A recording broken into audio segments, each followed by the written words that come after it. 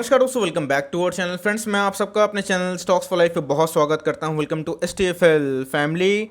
DFL numbers ऐसे तो Nifty all time high पे है। इसी बीच में बहुत सारे ऐसे स्टॉक्स हैं जो बोनस स्प्लिट देके अपने शेयर होल्डर को रिवॉर्ड करने की कोशिश कर रहे हैं और इससे लॉन्ग टर्म में ज़रूर एक इम्पैक्ट पड़ता है। तो इसी बीच में दोस्तों एक कॉर्पोरेट इवेंट होने वाले हैं आने वाले वीक में और दोस्तों आपको ध्यान रखना है क्योंकि इधर पे एक पोजिशनल ट्रेड का ये मौका बन सकता है। तो जी हाँ दोस्तों, कौन सी कंपनी है जो इधर पे स्प्लिट अनाउंस कर सकती है और खासी खास दोस्तों में करना क्या है और हमें अगर इधर पे एंट्री करनी है तो क्या होगा हमारा एसएल लेवल और क्या हम इस बोनस के न्यूज़ का फ़ायदा उठा सकते हैं। पूरा दोस्तों बात इसी वीडियो में होगी, कर दूंगा पूरा क्रिस्टल क्लियर, समझने में कोई भी दिक्कत नहीं होगी। चैनल फर्स्ट टाइम होंगे सब्सक्राइब कर सकते हैं इस तरह एक क्वालिटी कंटेंट को सबसे पहले एक्सेस करने के लिए। Now without delaying any for time let's begin. इस वीडियो स्टार्ट करने से पहले एक ऐसा बेस्ट मिड कैप स्टॉक है जो मैंने बहुत पहले बताया था, अभी बता रहा हूँ कि आने वाले कल में बहुत पोटेंशियल लगता है, इसको चेक करना ना भूले। और दोस्तों 50,000 का पोर्टफोलियो मैंने बिगनर्स के लिए बनाया था। कैसे हमारा जो पोर्टफोलियो है निफ्टी को आउट परफॉर्म कर रहा है इसका मैंने प्रूफ भी दिया है विथ लॉजिक, आप जाके देख सकते हैं। क्योंकि डजंट मैटर आपका पोर्टफोलियो 50,000 का हो, 5 लाख का, फिर 50 लाख का, मैटर ये करता है कि मैंने वेटेज एलोकेशन कैसे किए थे और विनर्स पे कैसे फोकस किए थे।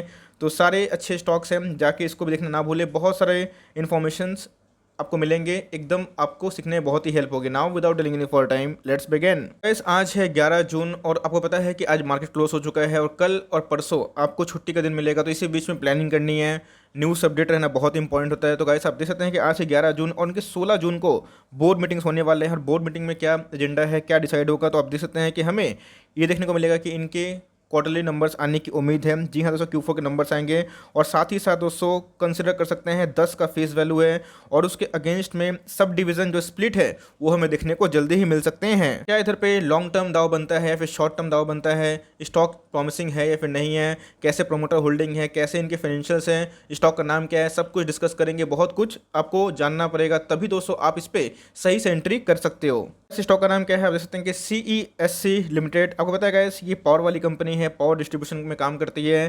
तो इधर पे गाइस आपको एक क्वेश्चन पूछना चाहता हूँ कि CESC का फुल फॉर्म क्या है, कमेंट बॉक्स में जरूर बताएं। गाइस स्टॉक का परफॉर्मेंस कैसा है, जैसा को पता है कि मैं थोड़ा सा पावर सेक्टर पे बिलीव नहीं करता हूँ। यस, जो अगर वो रिन्यूएबल एनर्जी होती है तो मुझे उस पर काफ़ी बिलीव होता है क्योंकि आने वाले कल में वही है। लेकिन दोस्तों दूसरे पावर स्टॉक से अगर आप इनके चार्ट देखें तो काफ़ी प्रॉमिसिंग देखने को मिलते हैं।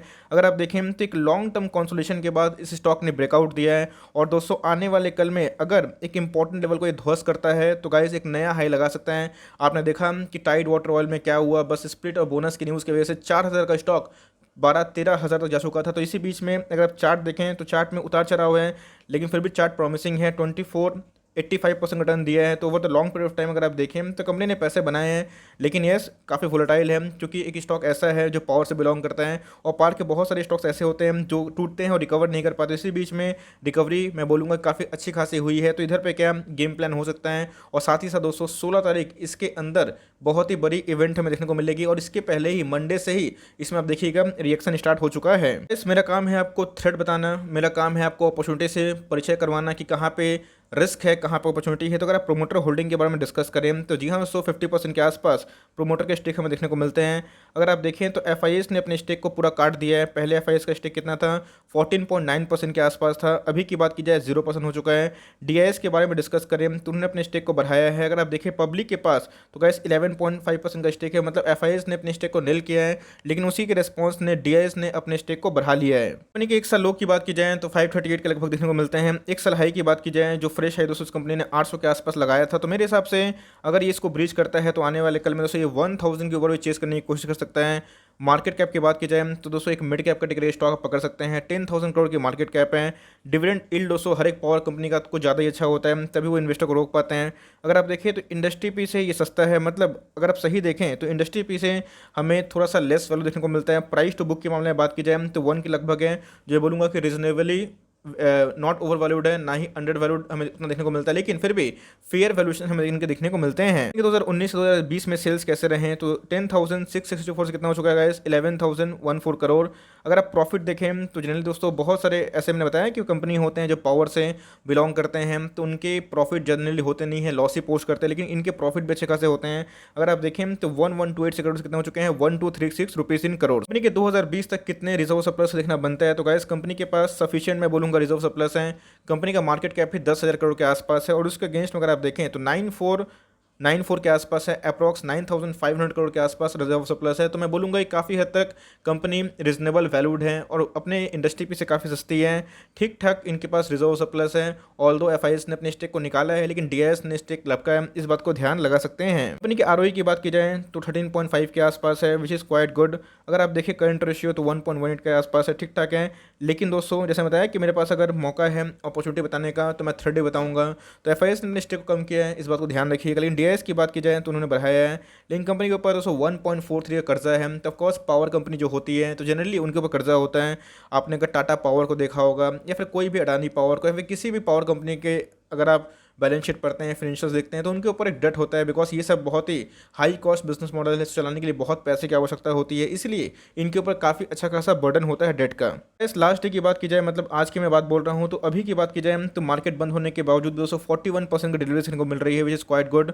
अगर आप देखें 4,40,000 शेयर्स ट्रेड हुए, इस अगेंस्ट में 1,81,000 शेयर्स को डीमेट में ले जाया गया। तो मतलब अगर आप देखें तो डिलीवरीज काफ़ी डिसेंट देखने को मिल रहे हैं और वैल्यूएशन वाइज ठीक ठाक हैं। और फाइनेंशियल्स की बात की जाए तो अदर जो पावर कंपनी है उससे रीजनेबली तो हमें ठीक ठाक गुड देखने को मिलती है।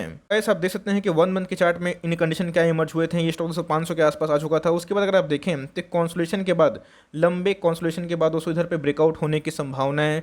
मंथली चार्ट की बात की जाए तो आप देख सकते हैं कि इधर पे एक बुलिश क्रॉसओवर देखने को मिल रहा है।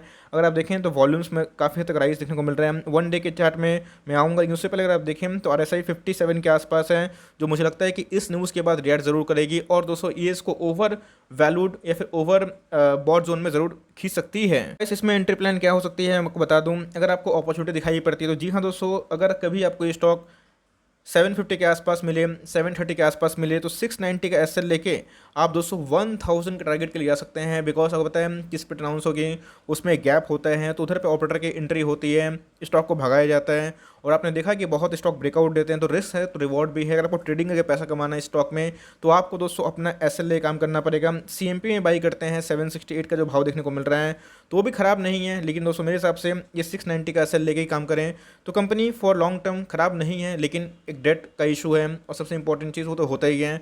एफआईएस ने अपने स्टॉक को पूरा जीरो कर दिए हैं, नील कर दिए हैं, तो इस बात को ध्यान रखिएगा। तो मेरे हिसाब से कंपनी फॉर लॉन्ग टर्म ठीक ठाक है, एवरेज दूसरे पावर कंपनी से काफ़ी बेहतरीन देखने को मिलती है। लेकिन इसी बीच में आपको इस बात को ध्यान रखना चाहिए कि कंपनी के अदर फाइनेंशियल्स को भी नोटिस करके इसमें पोजीशन बनाएं।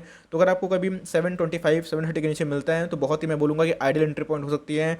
690 का एसएल लेके फर्दर आप पोजीशन बना सकते हैं। लेकिन याद रखिएगा, अगर आप स्विंग ट्रेड कॉल लेते हैं कोई ही मोमेंटम स्टॉक पे जहाँ पे स्प्लिट बोनस की न्यूज़ आती है, अपना स्टॉप लॉस लगाना ना भूलें। हो सकता है कि हिट हो जाए, लेकिन दोस्तों अगर आपको कभी भी स्टॉक 720 के आसपास 730 के आसपास मिलता है तो वहाँ पे रिस्क टू रिवॉर्ड दोस्तों 1:5 का है, जहाँ पे खोने के लिए बस 1 पॉइंट है तो पाने के लिए दोस्तों 5 पॉइंट हो सकती है। ऐसे दोस्तों सब स्टॉक मार्केट में अपने रिस्क टू रिवॉर्ड को कैलकुलेट करके फर्दर पोजीशन बनाते हैं। तो यही एक छोटी सी अपडेट थी कि 16 तारीख को इसमें बहुत बड़ा एक इवेंट होने वाला है और इस इवेंट की वजह से इस स्टॉक में प्लस माइनस ज़रूर होगा। तो आपको ज़रूर ट्रैक करना है, लर्निंग के पर्पज से फोकस करिए, चार्ट ट्रेड करिए और देखिए कहाँ अपॉर्चुनिटी है।